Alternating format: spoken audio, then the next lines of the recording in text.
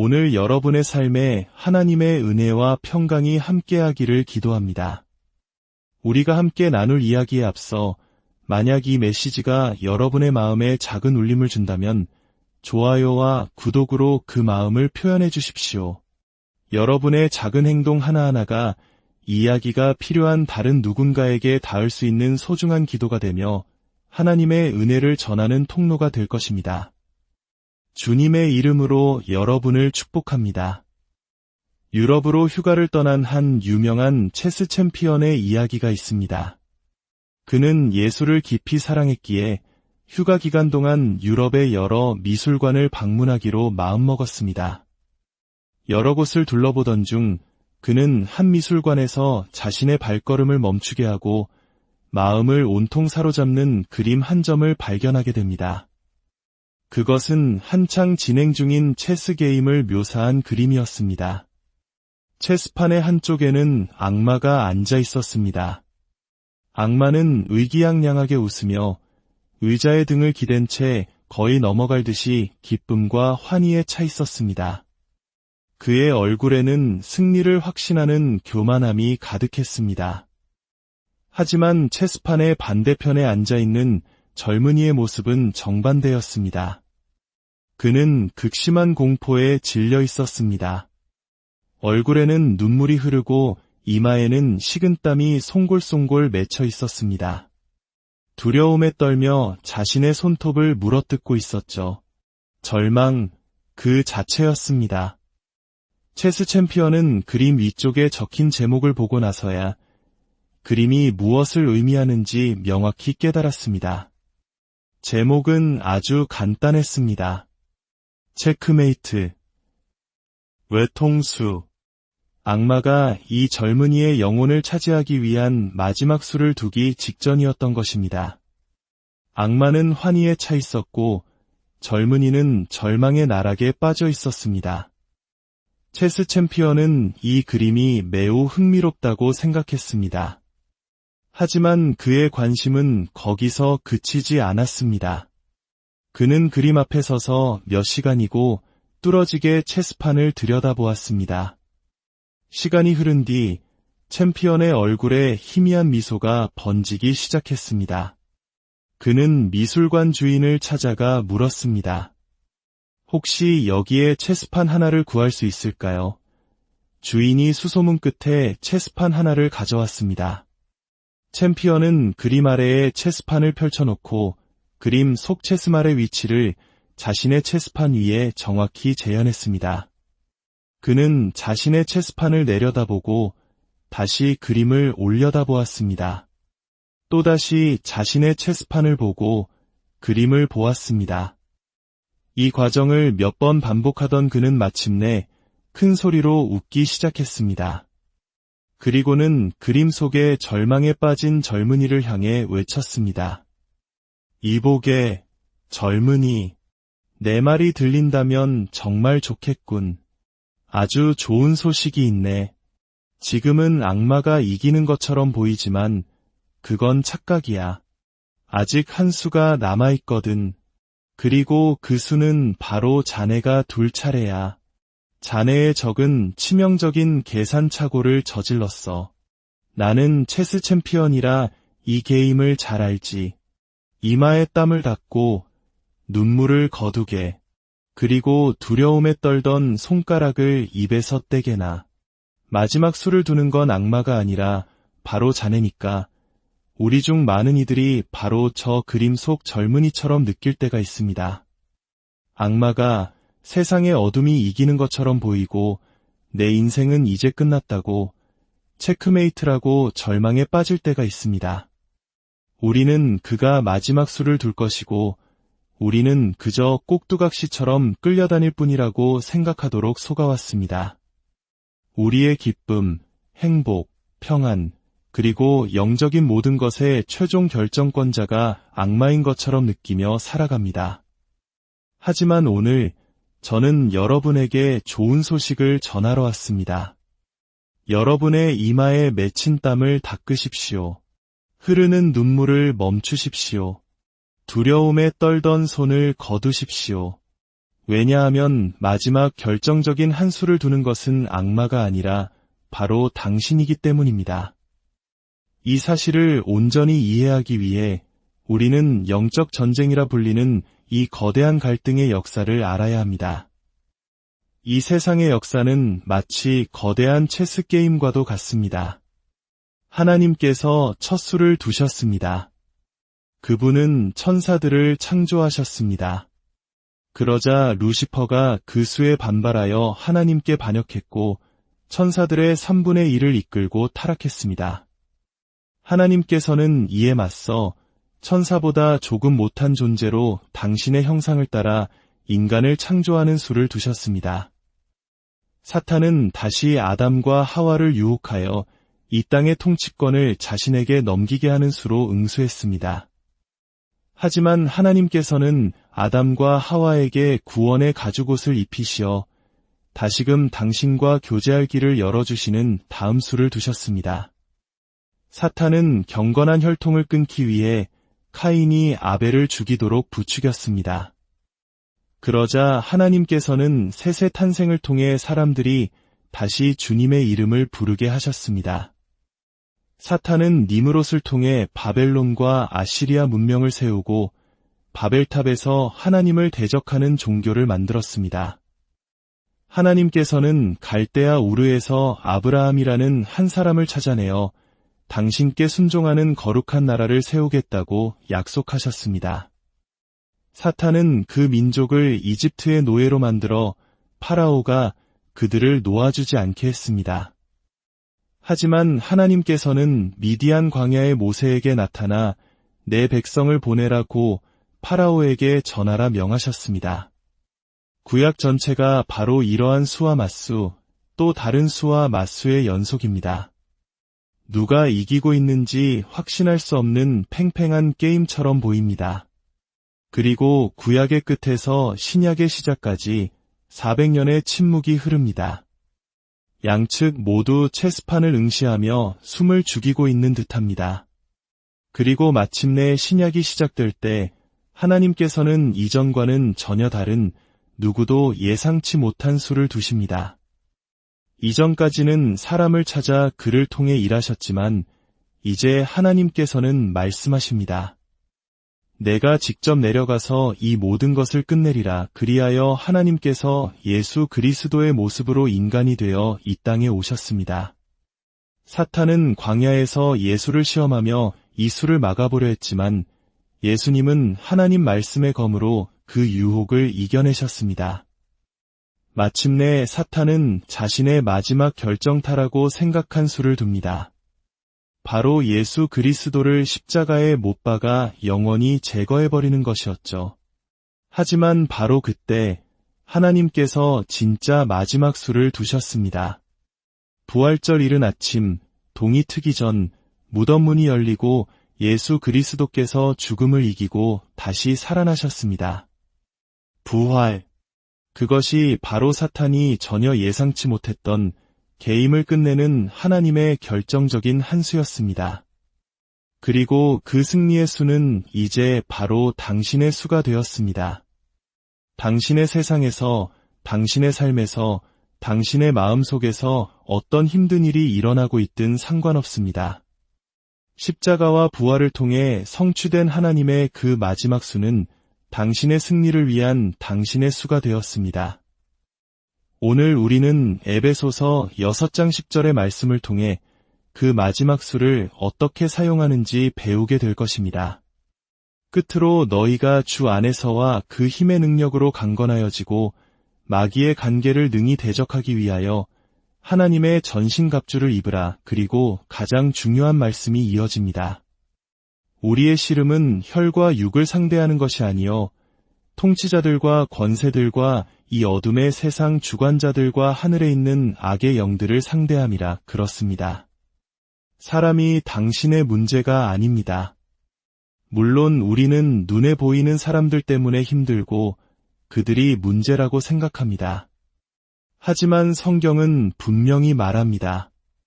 당신의 세상에서 잘못되어가는 모든 일의 근원은 사람이 아니라 그 사람을 이용하는 보이지 않는 영적인 세력이라는 것을 말입니다.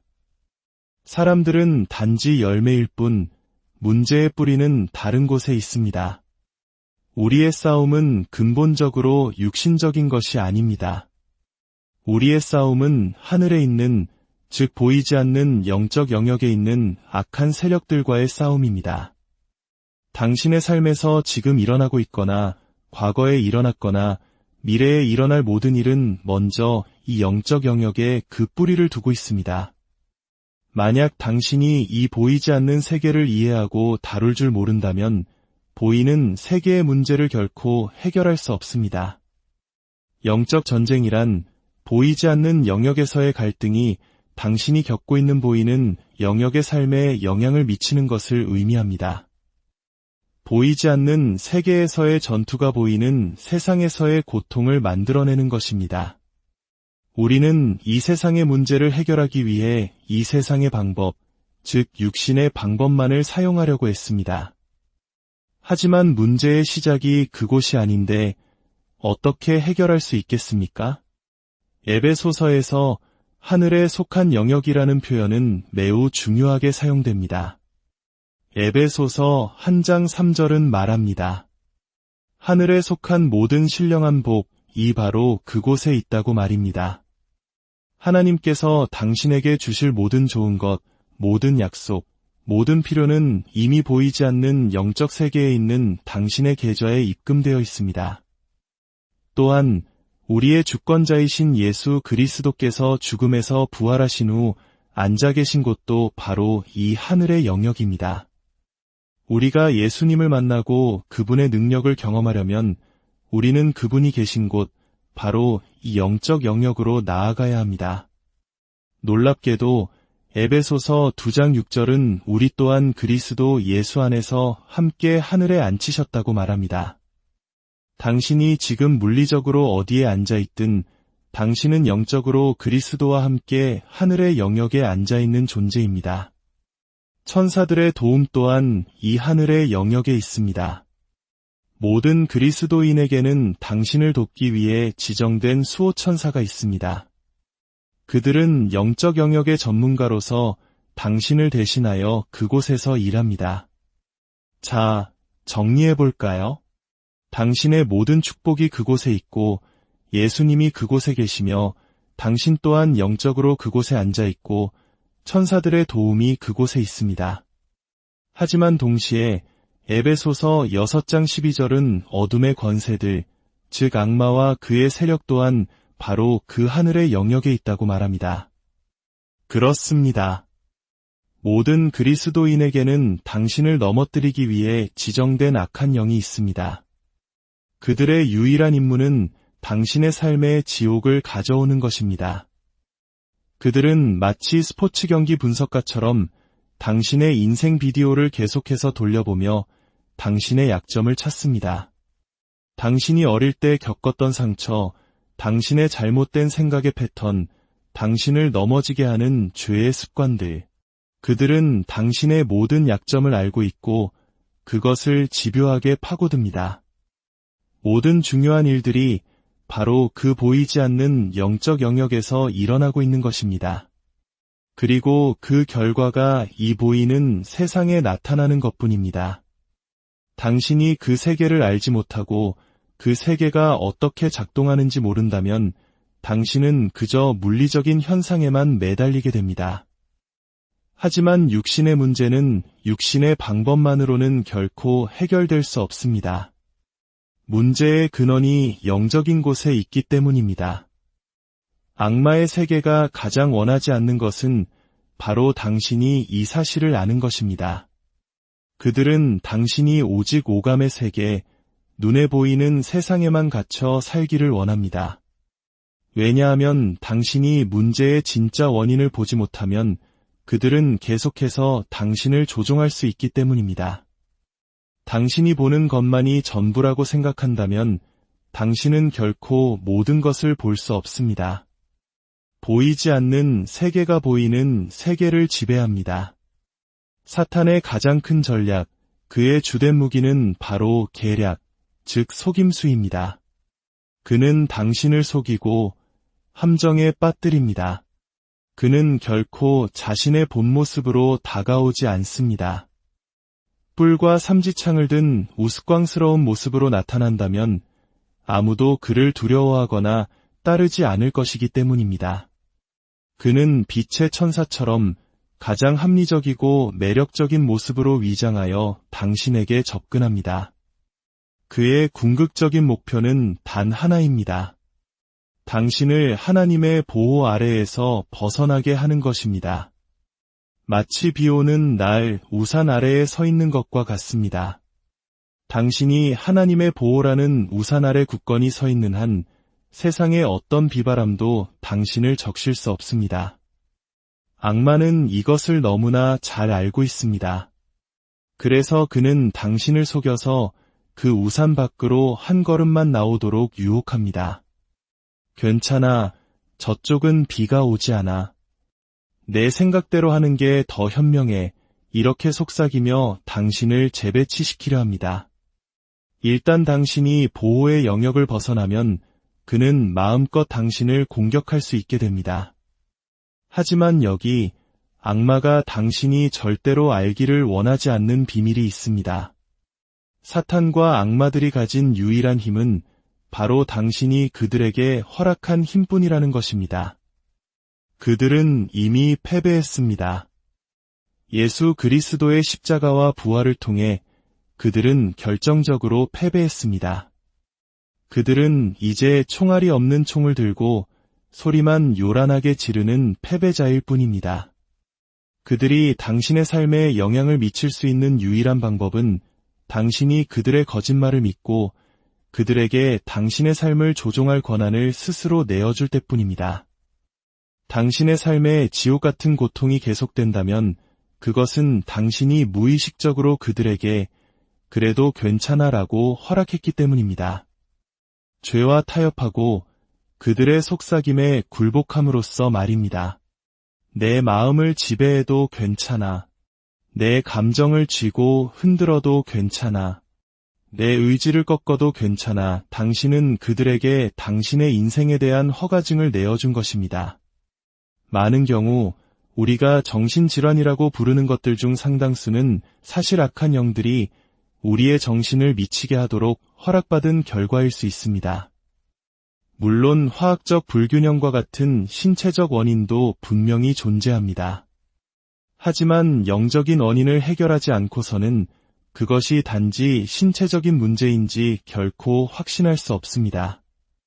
문제의 시작이 영적인 곳에 있는데 육신적인 처방만으로는 결코 뿌리를 뽑을 수 없기 때문입니다. 그래서 성경은 말합니다. 주 안에서와 그 힘의 능력으로 강건하여지라. 당신의 힘이 아닙니다. 당신의 결심이나 긍정적인 생각이 아닙니다. 바로 그의 힘, 하나님의 능력입니다. 당신의 인간적인 힘은 영적 영역에서 아무런 소용이 없습니다. 오히려 당신의 힘에 의지하려는 노력 자체가 악한 영들에게 먹이가 되어 그들을 더 강하게 만들 뿐입니다. 성경은 반복해서 강조합니다. 굳건히 서라. 이것은 어디로 가지 말고 당신이 가진 것을 지키고 당신이 있는 곳에 머물라는 의미입니다. 어디에 머물라는 것일까요? 바로 승리가 이미 성취된 자리에 굳건히 서라는 것입니다. 옛날 미국 서부 개척 시대에 한 아버지가 아들과 함께 마차를 타고 초원의 불길을 피해 필사적으로 달리고 있었습니다. 하지만 불길은 너무나 빨랐고 곧 그들을 삼킬 것처럼 보였습니다. 그때 아들이 보기에는 이해할 수 없는 행동을 아버지가 했습니다. 아버지는 마차를 돌려 불길이 이미 휩쓸고 지나간 새까맣게 타버린 땅으로 향했습니다. 아버지는 외쳤습니다. 빨리 내려. 그리고 여기서 절대 움직이지 마라. 아들이 울부짖었습니다. 아버지, 불이 사방에서 오고 있어요. 아버지가 단호하게 말했습니다. 얘야, 여기 가만히 있거라. 이 자리는 이미 불이 다 태우고 지나갔단다. 그래서 더 이상 탈 것이 남아있지 않아.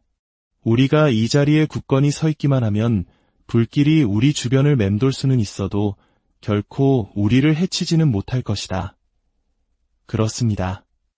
사탄은 당신이 바로 그 이미 불타버린 자리에서 벗어나길 원합니다. 예수 그리스도께서는 이미 십자가에서 모든 심판의 불을 받으셨습니다. 부활은 이미 일어났습니다. 그 승리의 자리에 굳건히 서십시오. 그곳을 떠나지 마십시오. 이미 심판받은 죄는 다시 심판받지 않습니다. 예수님께서 이루신 승리는 이미 일어난 역사적 사실입니다. 그렇다면 이제 질문이 생깁니다. 내가 굳건히 서야 할 그 승리의 실체는 구체적으로 무엇인가? 골로새서 2장 15절은 예수님께서 십자가에서 죽으시고 부활하셨을 때 하늘의 영역에서 승리의 행진을 하셨다고 말합니다. 그분은 사탄과 그의 악한 영들이 완전히 패배한 적임을 온 우주에 공개적으로 선포하셨습니다. 모든 것이 이제 그분의 발 아래 있습니다. 그러므로 사탄은 더 이상 힘으로 당신을 이길 수 없습니다. 그는 오직 힘이 있는 것처럼 보이는 속임수로만 당신을 이길 수 있습니다. 당신과 저는 지금 총알 없는 총을 든 강도에게 위협당하고 있는 것과 같습니다. 총알이 없다는 사실을 알기 전까지는 두렵지만 그 진실을 깨닫는 순간 상황에 대한 우리의 관점은 완전히 바뀌게 됩니다. 하나님께서는 이미 이 게임을 미리 보시고 승리가 이미 선포되었다는 사실을 우리에게 알려주셨습니다. 우리는 승리를 얻기 위해 싸우는 것이 아니라 이미 얻은 승리의 관점에서 우리의 삶을 바라보아야 합니다. 그런데 우리는 그렇게 말하지 않습니다. 어떻게든 버텨봐야지. 언젠가는 나아지겠지. 내년은 올해보다 낫기를 바랄 뿐이야. 우리는 승리를 모르는 사람들처럼 불확실함과 희망사항 속에서 이야기합니다. 내 안에 계신 이가 세상에 있는 자보다 크시다. 는 성경 구절을 암송하지만 그것을 진짜 사실로 믿지는 않습니다. 그것은 종교적인 언어일 뿐 승리자의 행진이 아닙니다. 하나님께서 당신이 알기를 원하시는 것은 이것입니다. 당신은 더 이상 패배자의 삶을 살도록 부름받지 않았습니다.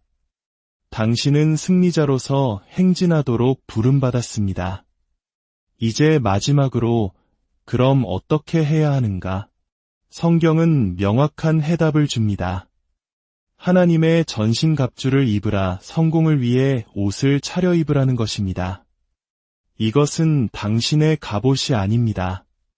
하나님의 갑옷입니다.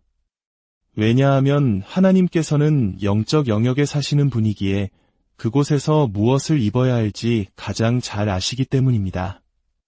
하나님께서 당신에게 성공적인 영적 전투를 위한 옷을 제공해 주십니다.